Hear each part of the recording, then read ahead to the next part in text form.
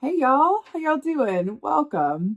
So today's video is sponsored by Keen, and I want to tell you all about them. So I hear from you guys on a pretty regular basis, reaching out for readings, asking about availability. And if I have a quick turnaround time, am I available that day, the next 4 hours? Because you guys have concerns that are time sensitive that you could use a little guidance around.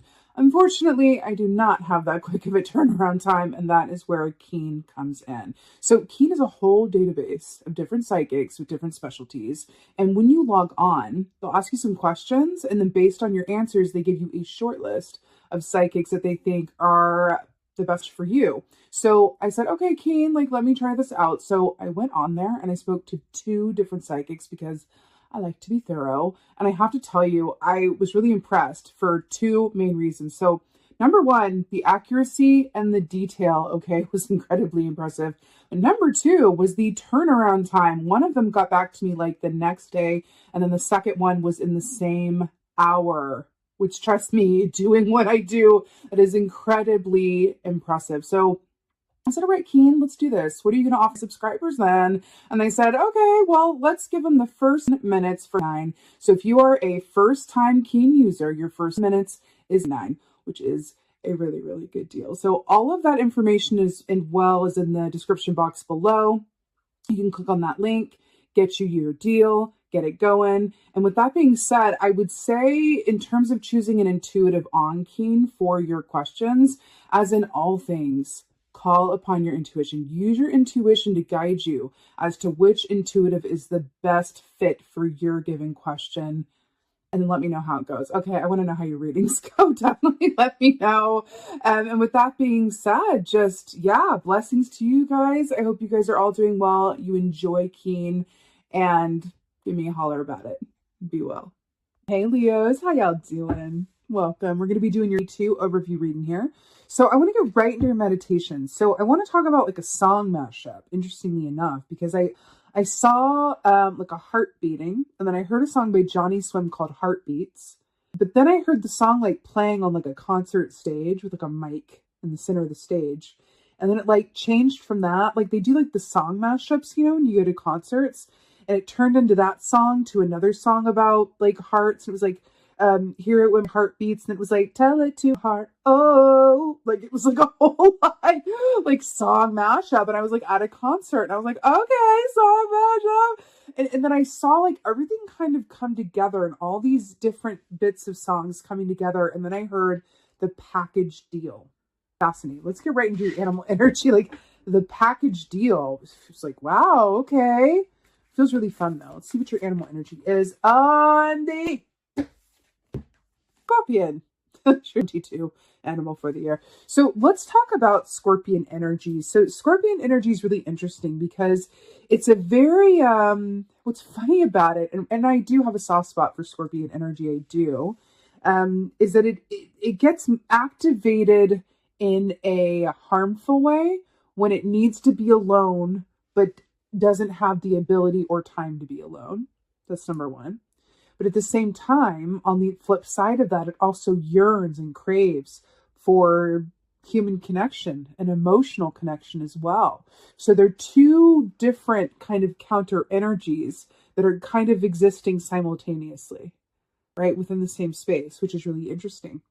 But Scorpion energy also is about, the sensual aspects of ourselves and others, our relationship to, self-care and self-confidence as well, which is really interesting. And then also this can equate to a 5 of Swords energy as well, where it's our integrity comes into question, and we go what's important to me and what's important to the system within which I am living and partaking in, right? I feel there's going to be a call to your individual self in relationship to either how others see you, what others expect of you, or kind of the platform that you're on. Because I'm seeing the stage with the mic, and I'm hearing platform, right? But I'm hearing the word individuation.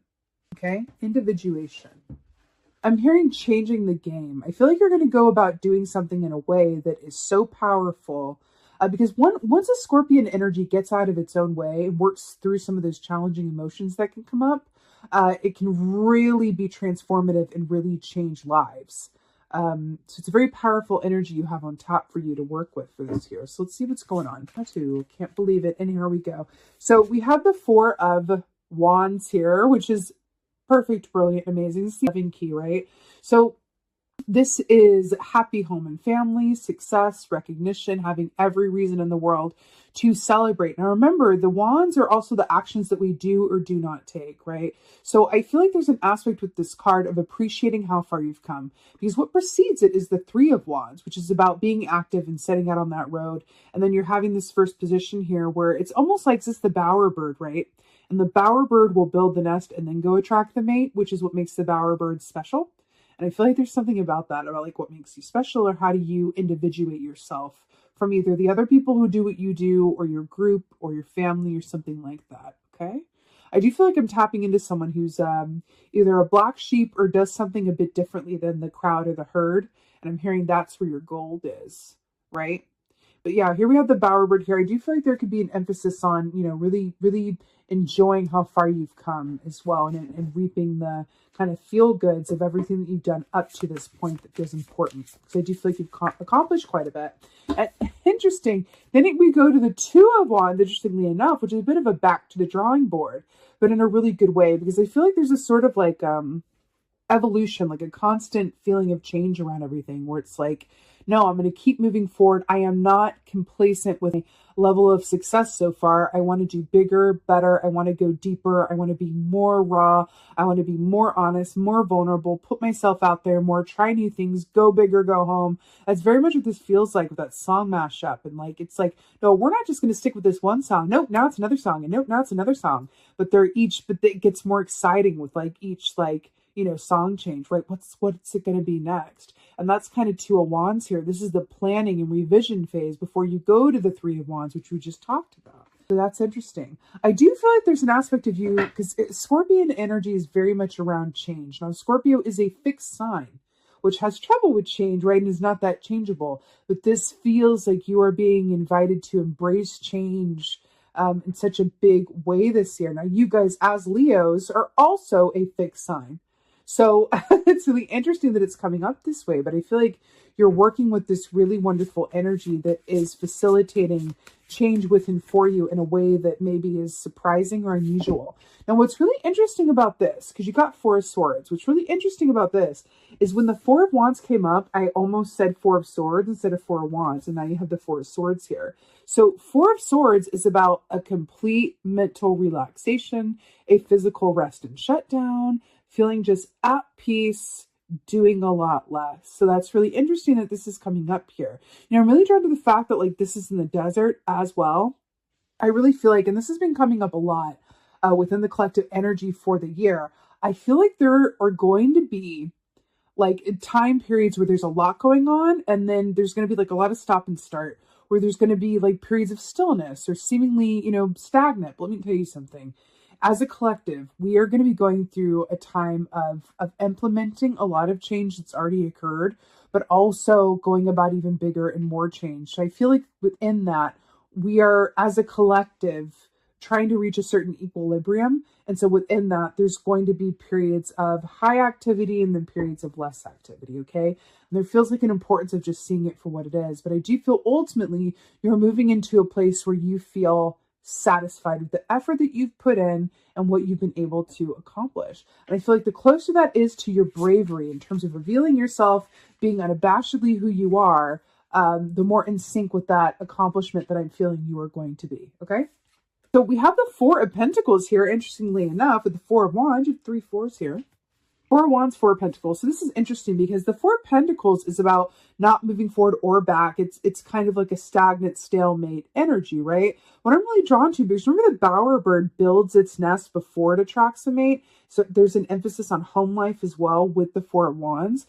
I get that here with the squirrel as well. It's like squirreling away for the winter, squirreling away, or like making sure that you have everything you need. I feel like there's going to be an emphasis on your foundation this year, especially in the early part of the year. I see you guys like really nesting, right? So like improvements to the home or changing things. You're thinking about, is this the best home for me or us long term? Do we want to make a change?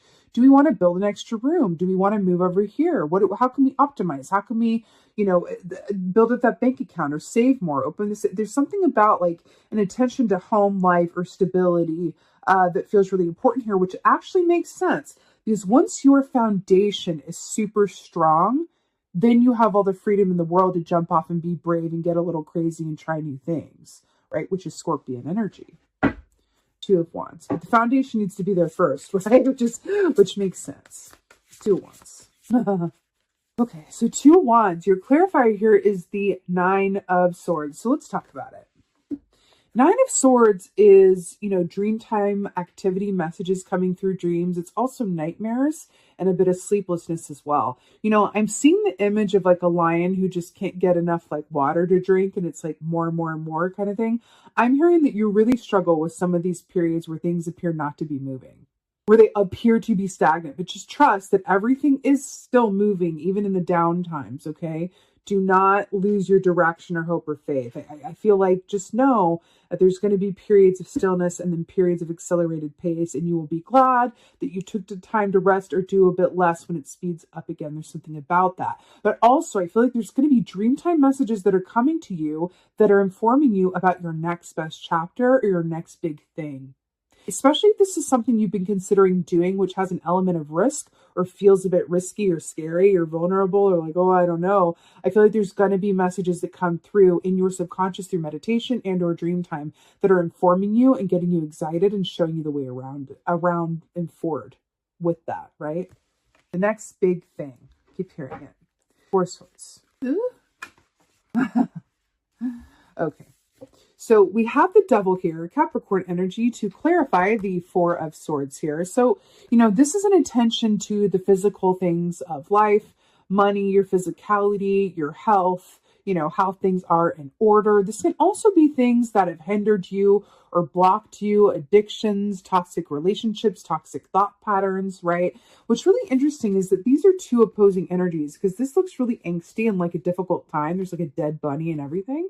And then it's like peace of mind, totally chill, right? I feel like you are moving into a time where I feel like you're going to have a moment or two or three or several over the course of this next year where you go, wow, I either need different things than I thought I did. I need less than I thought I did. I need more than I thought I did.